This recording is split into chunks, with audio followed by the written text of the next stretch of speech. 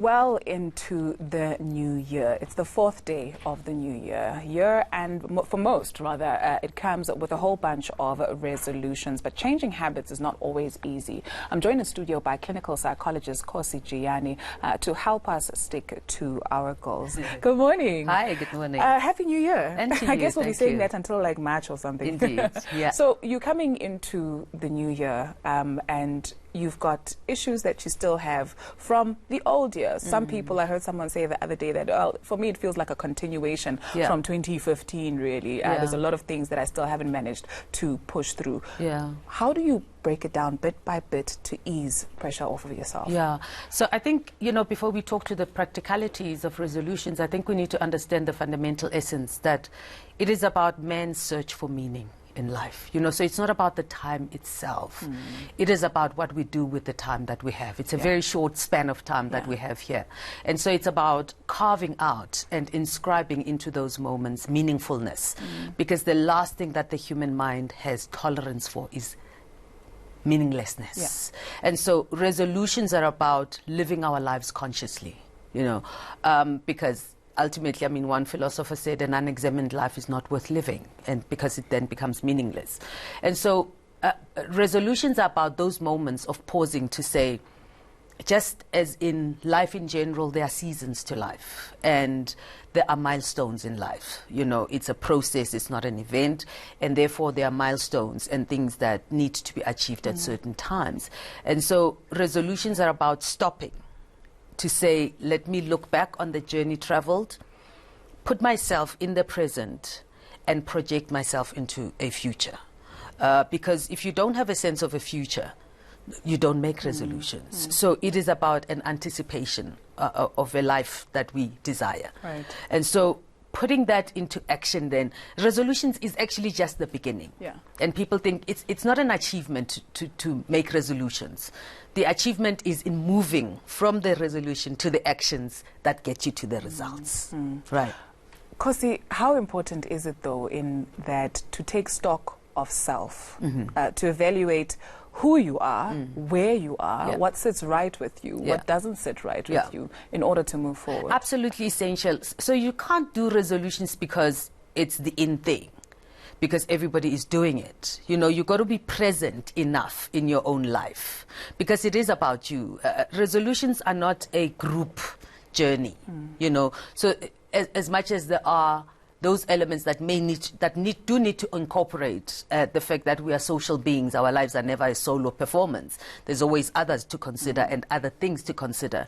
But ultimately, it is your own life. And it is the actions that you need to take.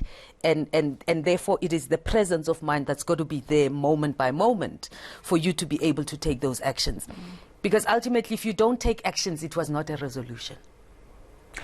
How do you know that you need help? I ask because in December we were all joking about some people not wanting to go home because of family background and everything, and all the things burden that happen, the burden of. And so you say, you know what, just for peace of mind, so I can enter into this new year correct. Let me just step away a little bit. How do you know, or when should you realize that perhaps some of the things that you were socialized to believe no longer associate with what you believe now moving forward? And how do you begin to even seek that path of newness? Yeah. So as a person, we kind of start off living on borrowed wings because, we are socialized, we are scripted in the contexts that we come from our families and the communities that we come from.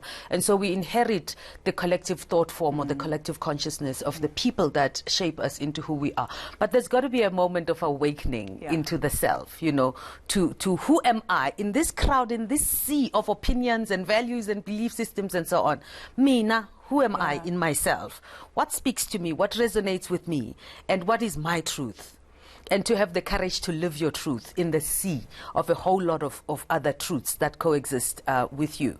And one of those things is about making the decision, when does it serve me and the greater good and other people, of course, that we need to take into consideration to say, does it make sense? Does it serve maybe a bigger purpose or a much deeper and more meaningful goal that I'm trying to achieve, to be then doing certain things? Because not everything serves you know, to fulfill what is important to you. So you got to sift out in life.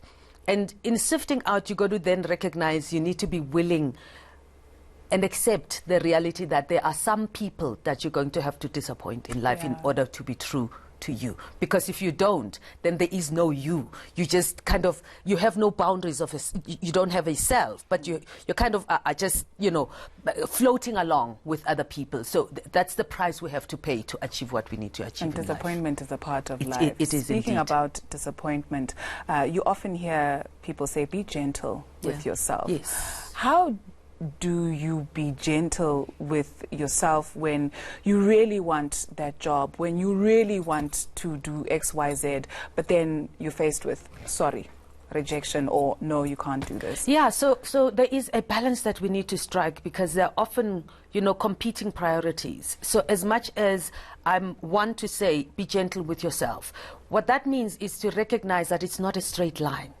There are detours, there are potholes. So we need to autocorrect, we need to adjust. That's why you can't just make a resolution and leave it there. You've got to be present moment by moment and say, okay, so there's a pothole in the road. If I'm still going where I'm going, but I need to, you know, make my way around it. And so those are the adjustments that we need to make because of a number of circumstances that we need to take into account. But by the same token, it's about being conscious that you don't allow those to then, you know, cause you to turn around and give up on your dreams, because it may, you know, if the aim is to get to Durban, you can fly there, you can walk, you can roll, you can crawl, you can take a taxi, you can take a bus. Right. There's a number of options. So it is about assessing what is your reality, you know, and what's the reality of your circumstances that you need to take into account. But to be clear in your mind about that the goal is not negotiable. The journey needs to be. The goal is not negotiable. The journey needs to be. Khosi Jiyane, thank you very much for your time.